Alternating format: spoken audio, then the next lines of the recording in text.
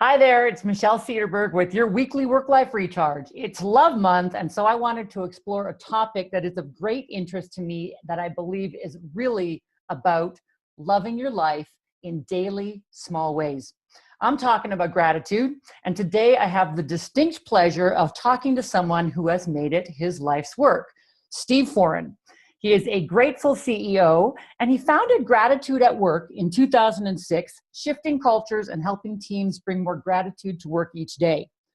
He's been on the leading edge of gratitude-based research, writing, and teaching for over 15 years and has countless programs and initiatives that help organizations and individuals become more grateful, productive, and ultimately at their best. Does that not sound great to you? And he's joining me from his home in Halifax, Nova Scotia. Welcome, Steve. I'm grateful for the opportunity to chat with you. Michelle, the feeling is so mutual, you can't believe it. It's really great to be here. It is. Now you talk about, we all have our ups and downs. Life is full of ups and downs. Now you talk about level. So what is level and what does that mean to you?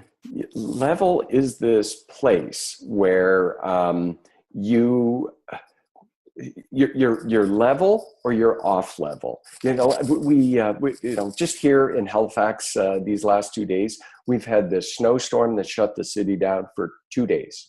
And what do we want to do? We want to try and control something that we have absolutely no control over. Mother Nature. Right? So that is being off level. You're not level. So how can you control something, right? How do you control something that you have no control over?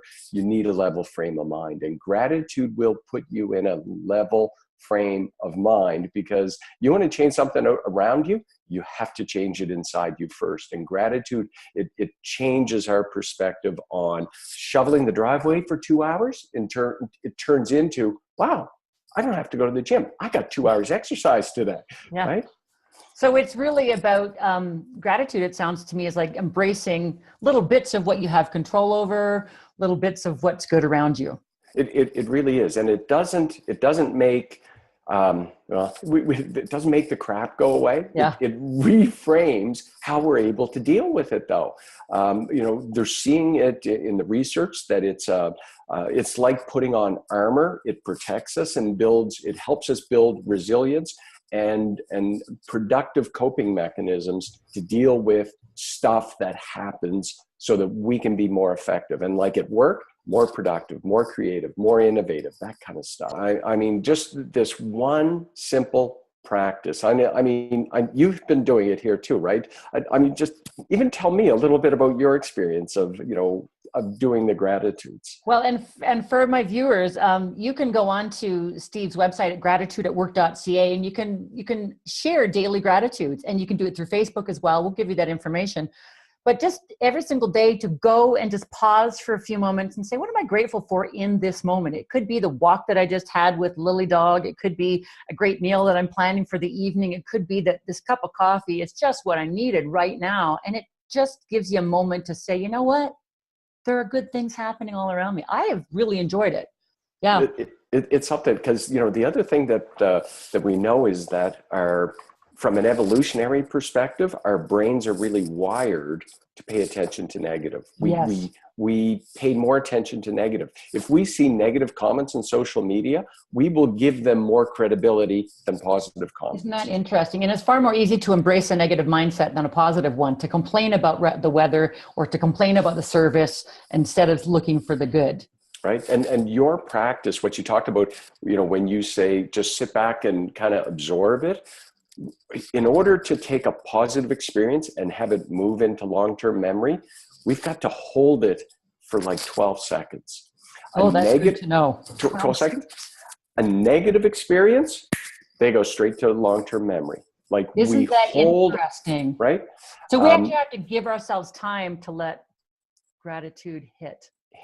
One of the brain scientists that I've been reading, he describes gratitude. He describes our brains like Velcro for negative, Teflon for positive. Oh, so unless you give yourself 12 seconds. So here's the question: what are some of the kind of the big benefits of being more grateful? Some of the biggest ones are relationships, stronger relationships, and the longitudinal studies on human lifespan. The biggest thing that contributes to a long lifespan is solid, high quality relationships and gratitude. Live longer. So you get to live longer. So there's a big one. And you'll be happy while you're doing it. You're happier. You've got more social connections. You're more likely to achieve important life goals. The benefits to adults? Guess what? The similar benefits when they look at children. They say fewer tummy aches, better grades, more friends, less sick days, sick at school. So it happens in both. And in medicine, they're looking at it because of the impact on diabetes, on heart function, on recovery after transplants. And they're saying because of the resilience that you build, it helps your body physically heal faster. And you think about all of those things that you've just said. Not only is that, yes, it's going to improve your life personally, but as you said, gratitude at work, it's going to make you better on the job. It's going to help you love your life. It really does. And you know how complacency and entitlement can just creep their way in? Yeah. Right? When they do, they wreak havoc, right? Gratitude, it cannot exist. Like complacency and entitlement cannot exist in the presence of gratitude. So how can people up the gratefulness in their lives in simple ways? Two things. Let's just say two things. One is every day make a list of 3 things you're grateful for. Which is so fun. Viewers, just do it. Right? Just do it. And number 2, read or listen to what someone else is grateful for. Because sometimes that's another thing I'm going to say. If you go to gratitudeatwork.ca, you can sign up for daily gratitudes from Steve and from a guest gratitude person. I'm going to be doing that in March. And it's really neat to read what other people are grateful for. I didn't think I would enjoy that as much as I do. The simple things, the big things, and you look at theirs and it reminds you, oh, I'm grateful for that too. So I walk away with not just the 3 that I've come up with on my own, but all the ones that resonate from other people. From others. It is so key. I didn't realize the importance of this practice. And it's a habit. It's one of the key habits, Michelle, until about 6 years ago when I started following someone else who was blogging about gratitude. I read hers every single day. And sometimes I'm thinking, wow, you're talking right to me. And because sometimes we can get so caught up in our own life, we lose sight. And that's why I'm saying I can be that person. And so when we read what someone else is grateful for, it can sometimes shake us out of our complacency or our entitlement.